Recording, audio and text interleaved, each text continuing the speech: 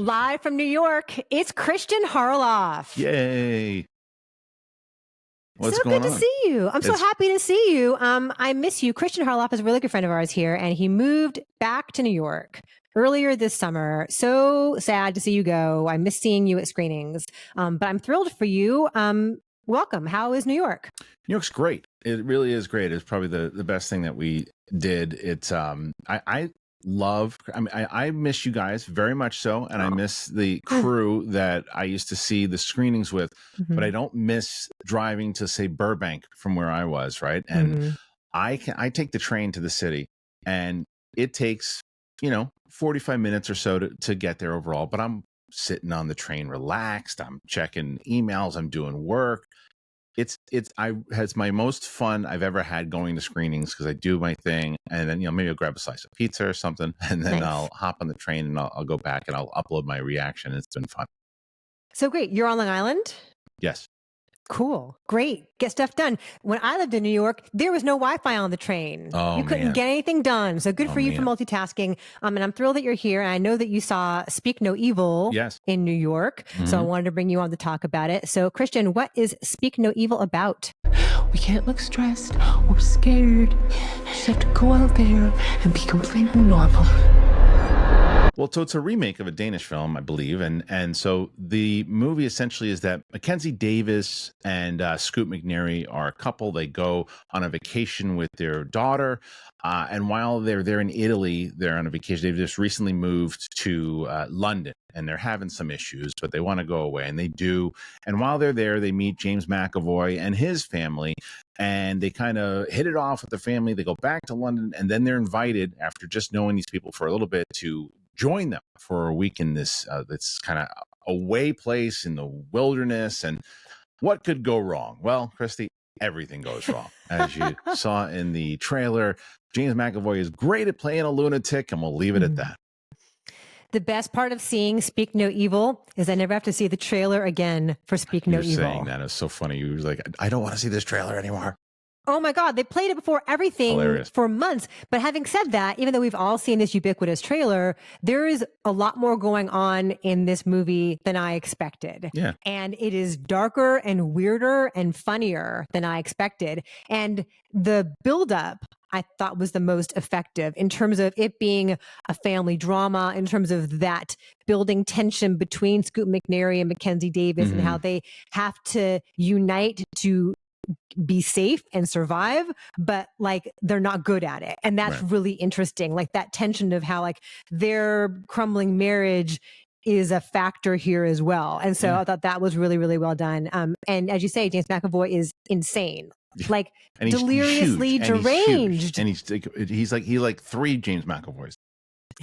And he's little, so he's like little and buff, little short arms. Yeah, they do a good job of setting up the tension for sure. And you can tell because the original movie is whacked, right? And at the end is just crazy. It's significantly different, and it has to be because there's no way American audiences would or wide audiences would accept that ending if they're looking to actually trying to market it for like a big, Blumhouse opening. So I understood that it did play a bit conventional towards the end, and I think everything else was very similar to the original. But there were some things that I agree with you, like the humor worked, and there were certain things that they built things up, and it felt like an independent film, which was great.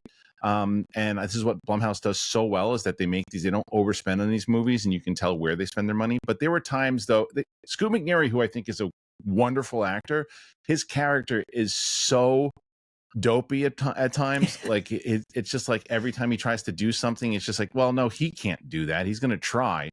But it's like, yeah, look, we all can't put together IKEA furniture, but we give it a shot. This guy can't do anything. He can't make a sandwich. He can't do anything. He's very meek, right? Yes. And I guess that's part of the undercurrent of tension here is the idea of masculinity and this totally like insane bravado that James McAvoy's character exudes, and the idea that like that's what a real man is, and that's what a real man does. And, that he hunts and he makes his own cider, and they're making their own way in this world. They're not living by rules, they're not waiting for somebody else to give them a job. Whereas McNairy is out of a job now and is trying to, work with a headhunter and like piece it together and living a very traditional life. And so part of the undercurrent that's interesting here is like, what does it mean to be a man now, to provide for your family now, and what is the right way to do that? And so that bristling tension between the two of them, and just the little, like the microaggressions, like the passive aggressive little asides, like those were really funny and really cringe inducing.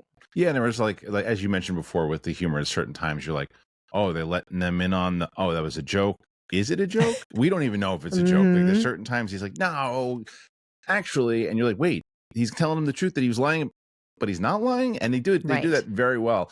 And there are just so many moments, though, that I think, because I thought the movie was fine. I thought it was fine. I don't disagree with anything that you said. I think the way that they built it up was really well. But I think for me, sometimes when I'm sitting there and I like ask just the things that everybody would be asking, it takes me out of it. Like, why are you doing that? Why are you leaving your child with this person? What are you doing? Why would you do that? And like, after I ask that too many times, it takes me out of it, because it's just like, come on.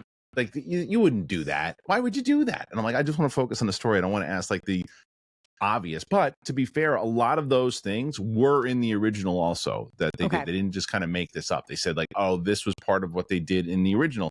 And maybe it's different in Europe, that they just allow people to do certain things. I'm being vague because I don't want to give spoilers on the plot, but like, there's just certain times that it's like, oh, maybe that's acceptable there, but they want to play it over here. I just automatically, I wouldn't do that with my child, with my wife, with someone there doing this. I'm like, but it didn't suck me out of the movie and make it worse for me. It just made me go, okay, these people are not too bright. Well, they have to do stupid horror movie character things in order for the story to continue, right? Yeah. There are moments where they could have left, but dumb things happen that keep them there. Right. And you're screaming at the screen like, no, get in the car and go. But like, then there'd be no movie. Right. Then it'd be a short. Like, just don't go in the first place. Right. Like, clearly it's so sketchy.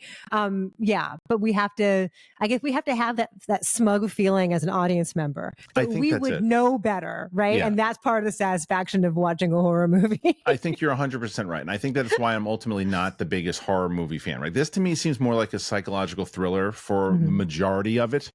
And then that definitely turns into kind of full scale horror. But I think that it is, that's one of the reasons, like you said, I think you're 100% right, that when you go in that way and go out in the same way that you do for a lot of different movies, you turn your brain off and say, no, I'm not going to be so critical thinking here, and just go with it in the flow. And sometimes I think when it comes to horror movies, it's harder for me to do that, because I'm like, come on, you said it, the tropes. When the tropes are there, the tropes bother me.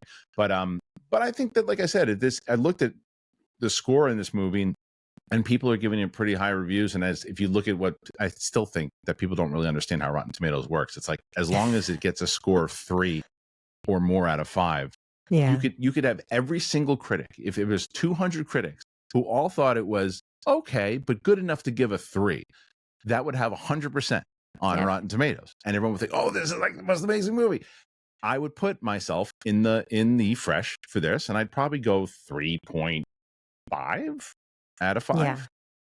Right, like 2.5 stars out of 4. Yeah. If you have enough of those, you get that certified fresh sticker. Yeah, and I understand that. This movie deserves that. It's an entertaining, it's different, and the performances are good. I thought Mackenzie Davis was really, really good too. And I like the idea that they don't just have, there are flawed characters in this movie, even the ones you're supposed to be rooting for. And I thought that was really good. Yeah, that marital tension there is interesting. And I like James McAvoy in this kind of role, like this and Split. Yes. I like when he goes to weird places. Yeah. He seems pretty fearless and pretty frightening. So I enjoyed all that. He likes to yell. Yeah. Oh, there's a lot of yelling. Yelling is like a subplot throughout this movie. It's cathartic. Character. Yeah, it's another character. Yikes. What is your number on Speak No Evil? Yeah, out of 5? Out of 10. We go 1 to 10 here. So I'd say 7. I'd say 7 out of 10.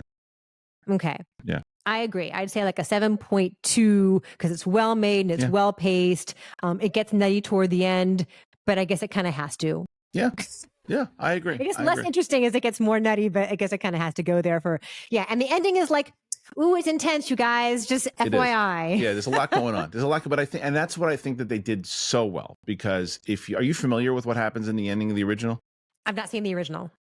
So there's no you'll when you find out what the original ending is, you're like, oh, they can't do that. Okay. So I was curious to see like what are the, and it's radically different. It's radically different than the original, and it needs to be. And I like the way that they did the ending. It fit into the story that they told in this. Okay. Well, I look forward to finding out what that is. Kristian, you're amazing.